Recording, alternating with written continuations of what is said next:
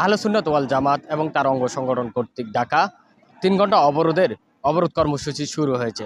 আমরা এই মুহূর্তে দাঁড়িয়ে আছি চট্টগ্রাম খাগড়াছড়ি মহাসড়কের বিবিরহাট এরিয়াতে।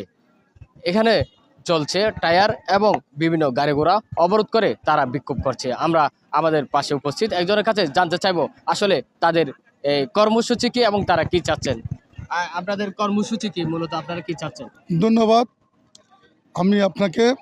আপনারা জানেন আমাদের আহলে সুন্নাত ওয়াল জামাত বিশেষ করে ফিলিস্তিনের বিরুদ্ধে যখন সারা বাংলাদেশে প্রতিবাদ করে গিয়েছিল, সেখানে আমাদের রিয়াজউদ্দিন ভাই, যিনি একজন সমাজের ইমাম ছিলেন, সুন্নিয়তের খেদমত করেছিলেন, বিশেষ করে ওনাকে ষড়যন্ত্র করে সেদিন না যাওয়ার জন্য অনুরোধ করেছিল বাতিল ফিরকা জামাত কওমিরা। কিন্তু আমরা আশিকে রসুল, আমরা অন্যায়ের বিরুদ্ধে প্রতিবাদ করার জন্য সেদিন যখন রাজপথে মাঠে গিয়েছিলাম, তেমনি আমাদের রশিদুদ্দিন ভাইও সেদিন গিয়েছিল। তার সমাবেশে যাওয়ার অপরাধের কারণে তারা ষড়যন্ত্র করে তাকে নির্মমভাবে হত্যা করেছে। আমি বলছি সেটা শুধু আহলে সুন্নাত ওয়াল জামাতের নয়, সমস্ত ইমাম যারা আছেন তাদেরকে হত্যা করা হয়েছে, তাদের বিরুদ্ধে ষড়যন্ত্র করা হয়েছে। এবং আশিক রসুল যারা সুন্নিয়তের আছেন তাদেরকে ওনারা ষড়যন্ত্র করে আমার নবীর নারায় রেসালাত স্লোগান যেন বন্ধ হয়, সেই জন্য তারা উঠে পড়ে লেগেছেন। আমরা এটা কোনো মতো আমরা এটা বরদাস্ত করব না। আমরা মাঠে যতদিন পর্যন্ত আমার ভাই রশিদুদ্দিনের হত্যাকারীদের বিচার না হয় ততদিন পর্যন্ত সারা বাংলাদেশে আহলে সুন্নাত ওয়াল জামাত সুন্নি জামাতের সকল ফন্ডেদেরকে আমরা একতাবদ্ধ হই, আমরা আন্দোলন মাঠে আরো ব্যাপক আকার ধারণ করব। আচ্ছা, আমরা ওই জায়গায় দেখেছি তাকে বলাৎকারের অভিযোগে তাকে মারধর করেছে, আসলে বলাৎকারটা হয়েছে কি? এটা আসলে ষড়যন্ত্র। আপনারা দেখতে পেরেছেন কিছু টাকা পয়সা দিয়ে 200-250 টাকা দিয়ে মহিলাদেরকে নিয়ে আমার ভাইকে যারা এই ধরনের মিথ্যা অপবাদ দিয়েছেন তারাও সন্ত্রাসী, এবং তারা মদত দিয়েছেন, তাদেরকেও যেন বিচারের মধ্যে আনা হয়। এবং আমি প্রশাসনকে হুঁশিয়ার করে দিতে চাই, যারা প্রশাসন আমার ভাইকে তিলে তিলে মেরেছিল, সামান্য পানি চেয়েছিল, পানি দেওয়া হয় নাই। কিন্তু আপনারা দেখতে পাচ্ছেন, এটা আপনাদের সকল মিডিয়াদেরকে আমি মেসেজ দিতে চাই, সকল ভাইদের জন্য এটা আমাদের ইমানের দাবি। আমরা যেন সকল ঐক্যবদ্ধ হয়ে এই অন্যায়ের বিরুদ্ধে যেন আমরা প্রতিবাদ করতে পারি।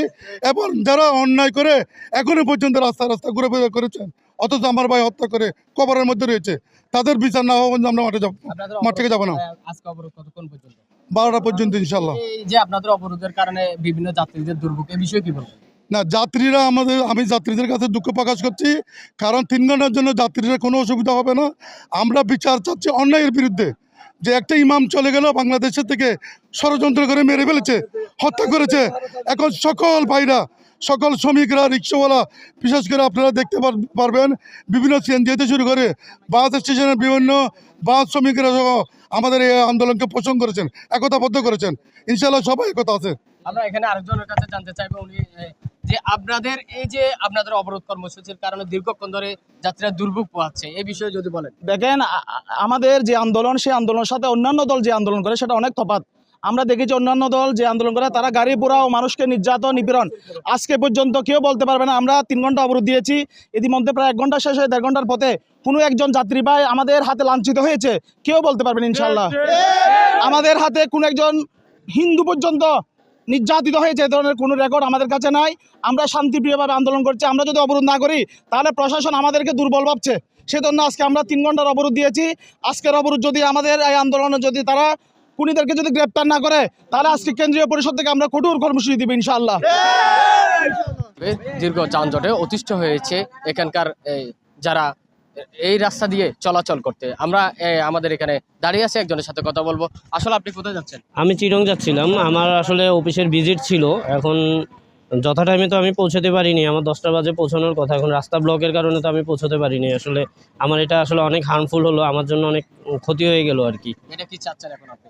এখন চাচ্ছি যে যাতে যানজটটা খুব দ্রুত ছুটে যায় এবং ওদের যে আন্দোলন আছে আন্দোলনটা যেন দ্রুত ছুটে যায়, এটাই চাচ্ছি আর কি। তাহলে জনভোগান্তিটা কম হবে আর কি।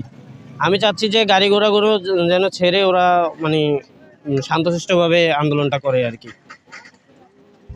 এই সড়কে চলাচলকারী যাত্রীরা দীর্ঘক্ষণ ধরে দাঁড়িয়ে আছে, তারা যাচ্ছে এই যানজটটা খুব দ্রুতভাবে মুক্ত হওয়ার জন্য এবং অবরোধ তুলে নেওয়ার জন্য, না হলে ঠিকমতো পৌঁছাতে পারবে না অফিসগামী যাত্রীরা এবং বিভিন্ন গন্তব্যের যাত্রীরা। কামরুল হাসান, ফটিকছড়ি, চট্টগ্রাম।